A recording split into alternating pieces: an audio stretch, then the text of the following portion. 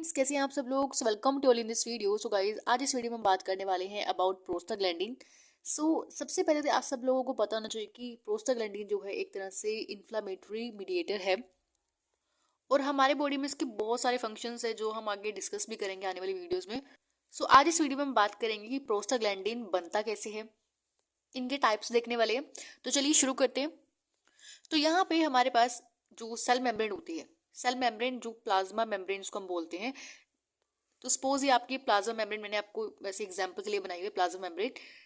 Plasma membrane में क्या होता है बेसिकली, जब भी हमारे प्लाज्मा मेम्ब्रेन, सेल की प्लाज्मा मेम्ब्रेन डैमेज होती है, डैमेज करती है, उसमें कोई इंजरी हो जाती है, तो उस टाइम पे क्या होगा, वहां पे एराकिडोनिक एसिड का फॉर्मेशन होगा। अब ये एराकिडोनिक एसिड आगे जाकर कोक्स के कोक्स एंजाइम के प्रेजेंस में, यानी कोक्स एंजाइम की फुल फॉर्म क्या होती है, साइक्लोऑक्सीजिनेज एंजाइम, ठीक है। ये एंजाइम होता है, इस एंजाइम की प्रेजेंस में यहाँ पर हमारे पास दो फर्दर कोक्स 1 और कोक्स 2 बनता है, ठीक है। अब कोक्स 1 और कोक्स 2 जो होता है आगे जाके प्रोस्टाग्लैंडिन ही बनाते हैं, दोनों जगह प्रोस्टाग्लैंडिन ही बनाएंगे, लेकिन इनकी फंक्शन में थोड़ा चेंज आ जाएगा। पहले अगर हम बात करते हैं कोक्स 1 की, कोक्स 1 में क्या होगा कि ये आपका पहली बात तो कॉन्स्टिट्यूटिवली है, ठीक है। आपकी बॉडी में ये प्रोडक्टिव फंक्शंस शो करेंगे। कैसे, जैसे मैं आपको एग्जांपल बताती हूँ। जो प्रोस्टाग्लैंडिन होता है, प्रोस्टाग्लैंडिन हमारे स्टमक में जो एसिड सिक्रीशन होती है उसको कम करता है सबसे पहला। यानी ये आपने पढ़ा भी होगा, जब आपने एंटी एसिड मेडिसिन पढ़ी होंगी, तो वहां पे हम प्रोस्टाग्लैंडिन के एनालॉग्स का इस्तेमाल करते हैं। मैं आपको एग्जांपल में दिखा भी देती हूँ अगर आपको नहीं पता। देखो यहाँ पे जो ड्रग, यहाँ ड्रग फॉर पेप्टिक अल्सर है, तो वहाँ पे आपने एक क्लासिफिकेशन देखी होगी। तो उस क्लासिफिकेशन में देखो, यहाँ पे हमारे पास जो गैस्ट्रिक एसिड सिक्रीशन इनहिबिटर्स हैं, उसमें एक क्लासिफिकेशन आती है प्रोस्टाग्लैंडिन एनालॉग्स।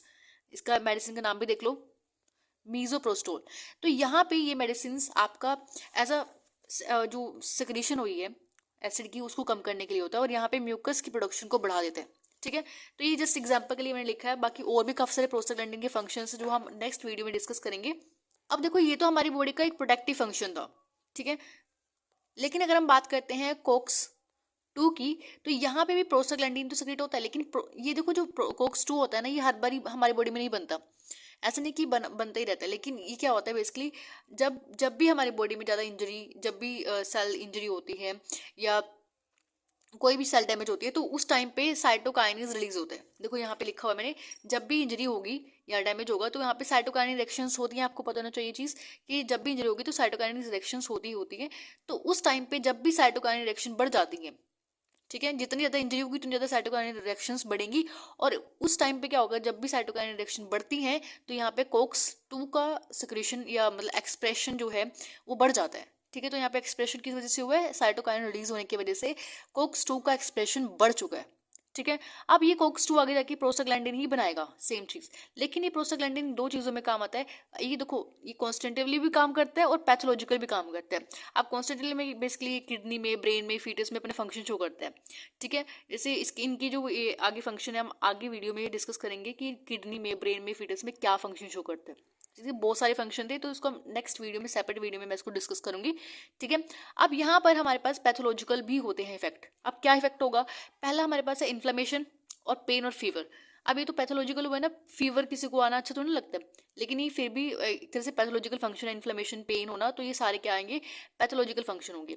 और आपको फीवर हमेशा थोड़ा रहता है, ऐसा तो नहीं फीवर हमेशा ही रह रहा है, पेन हमेशा ही होता है, इन्फ्लेमेशन हमेशा ही होती है। तो ये बेसिकली पैथोलॉजिकल है। और यहाँ पे कोक्स 2 कभी कभी रिलीज होता है जब आपकी बॉडी में ज्यादा इंजरी, डैमेज हो, तभी, ठीक है।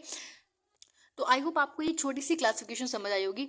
अब एक चीज ध्यान रखना कि जब हम ल्यूकोट्राइन्स पढ़ेंगे ना आगे, हमारे पास ल्यूकोट्राइन्स भी आएगा, तो एराकिडोनिक एसिड से कोक्स और लॉक्स दोनों बनते हैं। मैंने यहाँ पे सिर्फ कोक्स का इसलिए दिखाया क्योंकि हमें सिर्फ यहाँ पे प्रोस्टाग्लैंडिन पे ही फोकस करना था।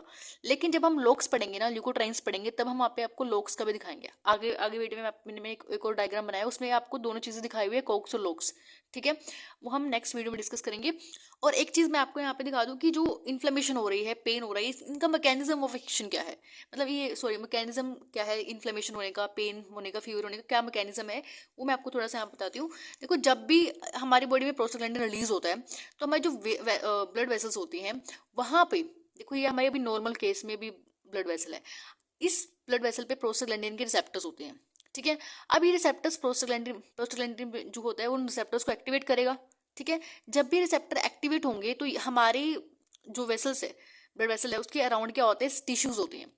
अब ये जो वेसल्स, जब अब नॉर्मल वेसल थी ना, अब ये क्या करेगी, प्रोस्टाग्लैंडिन के रिसेप्टर के अटैच होते ही यहाँ पर डायलेशन हो जाएगा। ये डायलेशन होने से क्या होगा, वेसल जो है वो खुल जाएंगी। अब देखो, जब भी किसी को इन्फ्लेमेशन होता है तब वहां पे रेडनेस हो जाती है, रेडनेस, फीवर, और वहां पे हल्के सा आपको देखिए गर्म टेम्परेचर भी वहां का उस एरिया का बढ़ जाता है। ठीक है, तो ऐसा क्यों होता है? पहली बात, इन्फ्लेमेशन, जब भी इन्फ्लेमेशन होगा तो यहाँ पे ये जो वेसल है ये खुलेगी। ठीक है, अब यहाँ से फ्लूइड जो वो बाहर आएगा, तो जो भी अंदर फ्लूइड है ये सारा टिश्यूज में आ जाएगा। ठीक है, आप देखो जो भी फ्लूइड अंदर था ये सारा ऐसे टिश्यूज में आ गया, और इस टिश्यूज में आपको, अब देखो जितना ब्लड आपकी स्किन एरिया पे दिखेगा, ठीक है, वहां पे रेडनेस दिखेगी आपको। ठीक है, जितना स्किन के पास होगा ना वो जो भी फ्लूइड है वो, वहां उतना ही रेडनेस शो होगा। ठीक है, तो बेसिकली हमारे ब्लड से में क्या होता है, बेसिकली रेड ब्लड सेल होते हैं, व्हाइट ब्लड सेल होते हैं, ल्यूकोट्राइन्स, न्यूट्रोफिल्स, तो ये सारे की सारी चीजें प्रेजेंट होती हैं, प्लाज्मा होता है। तो यहाँ पे जो न्यूट्रोफिल्स है, बेसिकली न्यूट्रोफिल्स का फंक्शन क्या होता है, ये न्यूट्रोफिल्स भी बाहर जाते हैं, जितने भी हमारे टिश्यूज वगैरह डैमेज हुए हैं। ठीक है, अब डैमेज टिश्यू का तो कोई रोल नहीं है हमारी बॉडी में, अब ये डैमेज टिश्यूज को खा जाता है।